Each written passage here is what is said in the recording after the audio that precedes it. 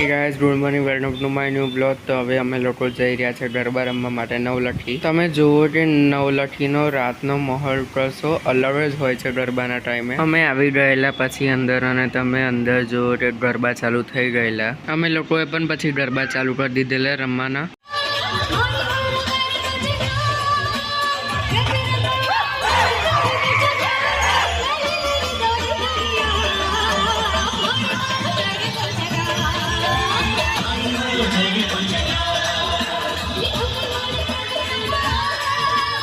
ત્યારબાદ રાતના 11:30 બ્રેક પડી ગયેલી. બ્રેક પડ્યા બાદ પણ અમે લોકો પછી બહુ રમેલા ગરબા.